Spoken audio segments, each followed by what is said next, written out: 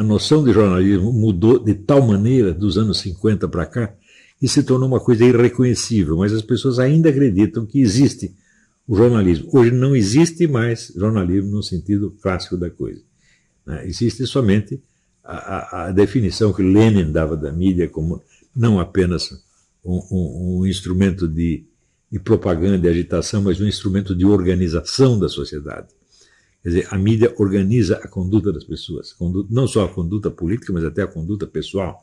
Ela dá ordens, ela determina quais são os valores, quais são os critérios, o que é o certo, o que é errado, né? E se você não obedece, ela te pune, te castiga, não é isso?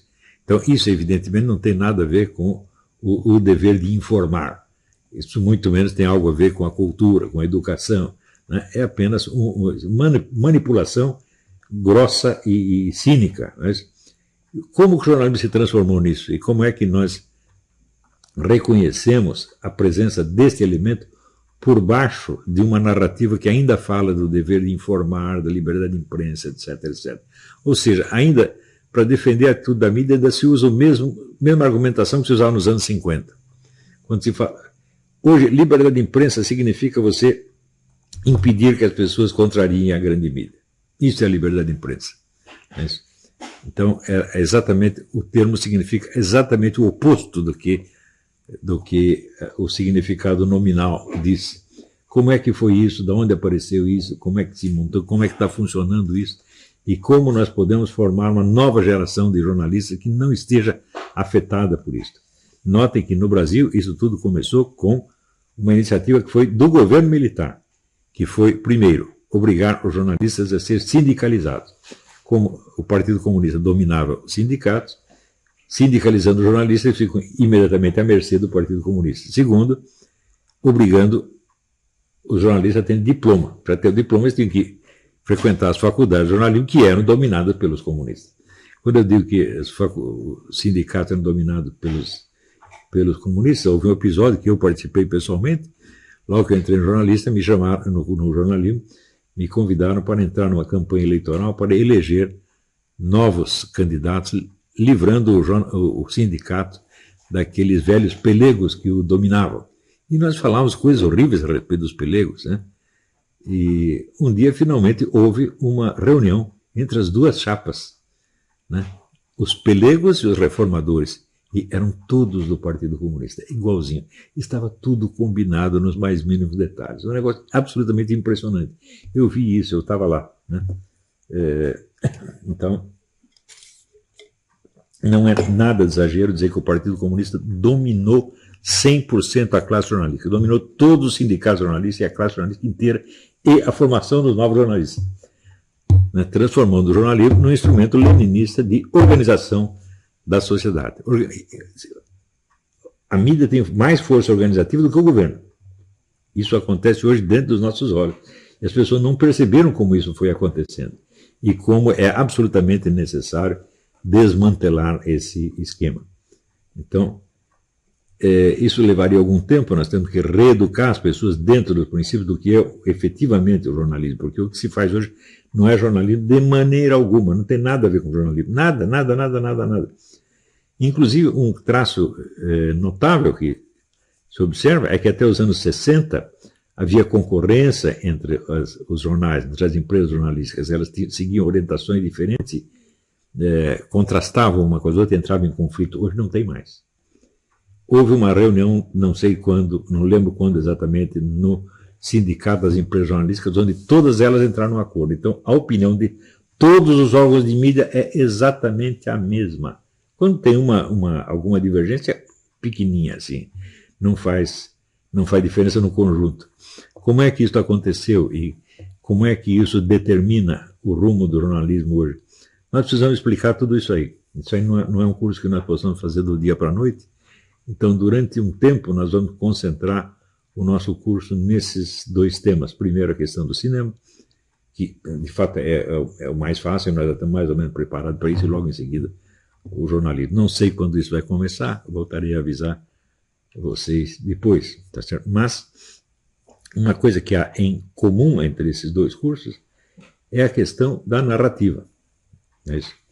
Normalmente, hoje se usa, inclusive, a palavra narrativa para formar contraste com o mundo dos fatos. Existem os fatos e existe a narrativa. Né? Quando fala de narrativa dos fatos, não existe mais. Ou você tem os fatos, que ninguém conhece, ou você conhece a narrativa, que é imposta pelos órgãos de mídia, os quais, inclusive, acusam quem se opõe a ela de fazer a narrativa. Não é uma coisa incrível? Quer dizer, você tem, por um lado, pouquíssimas empresas de mídia dominadas por comunistas, todas elas. Né? Você não tem um diretor de redação que não seja comunista, nenhum. Né? E todos trabalhando de acordo, e daí quando aparece, por iniciativa popular, né? Eleitores do Bolsonaro que começam a fazer vídeos pela internet e tal, daí eles dizem não, que existe uma milícia organizada, financiada de cima. E como financiada de cima? Vocês lembram, o Bolsonaro não tinha um tostão furado para fazer a campanha e nem fez campanha, na verdade. Né? Então, isso quer dizer que a iniciativa popular espontânea, que não é dirigida por ninguém, totalmente anárquica, é milícia organizada financiada do governo. E as empresas que vivem de dinheiro do governo, sempre viveram de dinheiro do governo, são a liberdade de imprensa. Então você vê que existe a inversão total da realidade. Né? E esse negócio está mais cínico cada dia que passa. Então,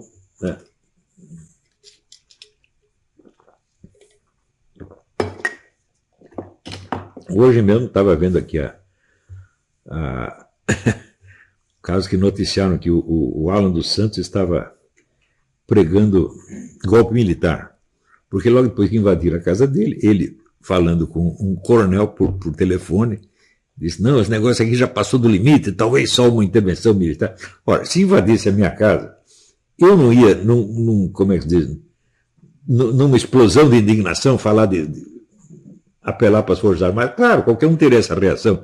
Não é um plano urgente, quer dizer, é simples uma reação emocional de momento, mas os caras não tinham como. Está vendo a trama, já tramou um golpe militar.